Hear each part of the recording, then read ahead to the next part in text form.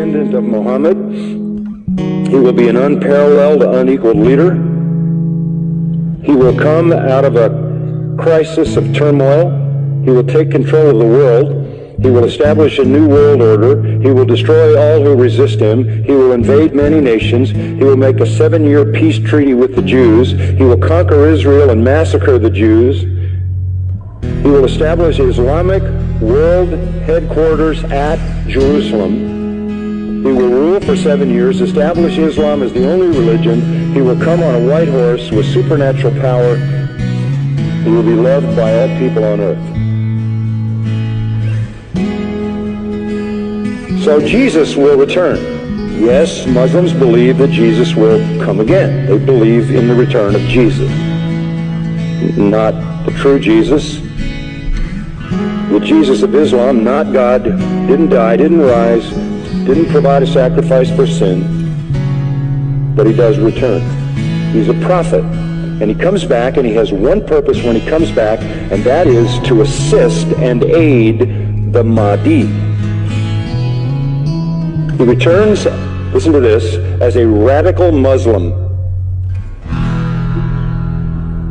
He comes back as a radical Muslim.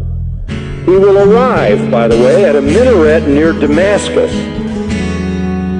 And he will come back holding the wings of 2 angels who flew him down to meet the gathering army of the Mahdi. In the east, the army of the black flag. Jesus, when he comes back, will pray to the Mahdi, who is greater than he. He will acknowledge the Mahdi as his Lord. He will make a pilgrimage to Mecca. He will worship Allah, and thus he will lead all Christians who will follow him to reject their notion of Jesus and accept the real Jesus, who is nothing but a prophet and a man. He will establish worldwide Sharia law. He will become the greatest Muslim evangelist, and he will be the final witness on the day of judgment against non-Muslims.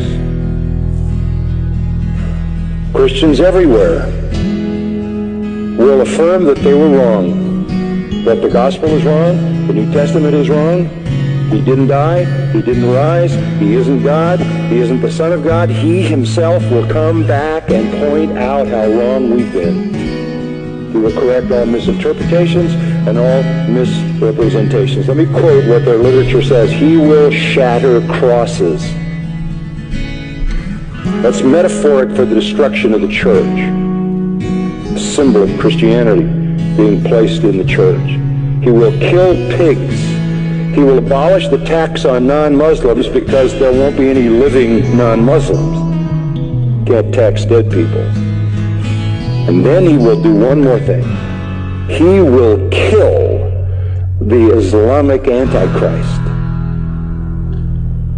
He will kill the Islamic Antichrist. Then he will die and be buried by Muhammad, but not until he has destroyed Christianity by revealing who he really is. One of their writings says he espouses the cause of the Mahdi. He is the Mahdi's executioner. He is the Mahdi's enforcer. He is the Mahdi's prophet.